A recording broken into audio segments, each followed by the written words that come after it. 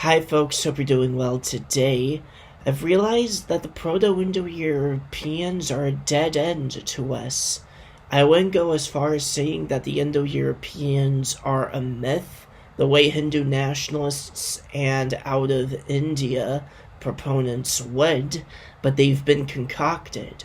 Concocted not from the factual data that's been derived from the research in genetics, comparative linguistics, archaeology, and so on, but rather from the interpretation of the factual data in those fields.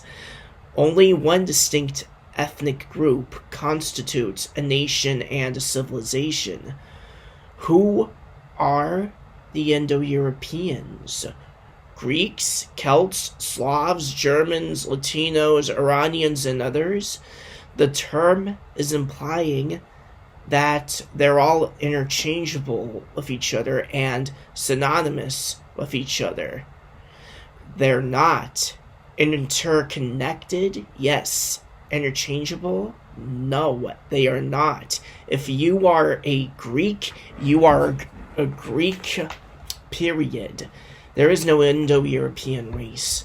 The Proto-Indo-Europeans demand more of an archaeological investigation than a genetic or a linguistic one. Where was the location of the Proto-Indo-European state? When and where did it exist? The nearest thing that's attested to it in the Vedas is probably the state of Aryavarta.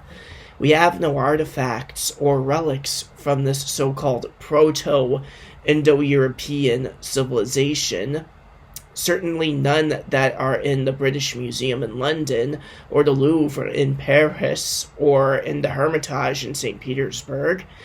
Let's say that it all starts with Yamnaya. Yamnaya's biological infrastructure was European hunter-gatherer, and to a lesser extent, Caucasian hunter-gatherer. Why are the ethnic groups with the most amount of Yamnayan in them the Udmurts, the Volga Tatars, the Kalash, the Nuristanis, and other non-Europeans? Quite a few of you have made such comments here before. The Iranic biological infrastructure, by contrast, is underpinned by Zagrosian farmers.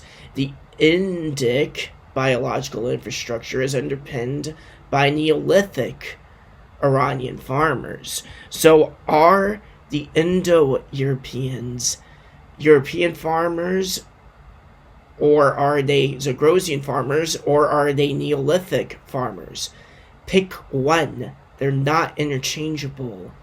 There's too much emphasis placed on the haplogroups of R1A and R1B, neither of which are even indigenous to India. G1 and J2 are supposedly indigenous to the Zagros, and you can't just go with the data provided by haplogroups. You have to take autosomal DNA and PCA projections into consideration too.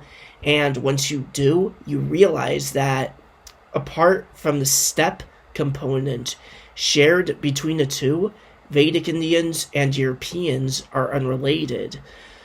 Lithuanian is supposedly the Proto-Indo-European language, or rather, the closest thing to it that's survived. If Indo-European languages, including Lithuanian, all have a connection to Sanskrit, and Sanskrit specifically, wouldn't that lead us to think that maybe Sanskrit, and not some mythical Proto-Indo-European tongue, is our progenitor language?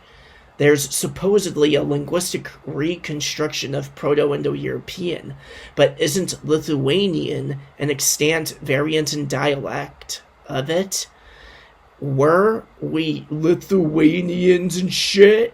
Why not just use that as a proxy? Migrations to and from the steppes are a moot point. There were steppe people who migrated to and from India and to and from Ukraine, only to return back, most notably the Scythians. Moreover, the mass migrations of antiquity from the steppes had nowhere near the consequential impact on entire continents demographically that the ones done by the European colonial empires did. Those ones changed entire continents demographically and culturally, permanently. The hallmarks of Aryan civilizations and supposedly Indo-European civilizations were exhibited by non-Indo-Europeans too, by the Han Chinese, by the Japanese, by the Koreans, by the Mayans, Aztecs, Incans, Egyptians, Phoenicians, Mongolians, and so on. What does all of this tell us about the Proto-Indo-Europeans? Food for thought.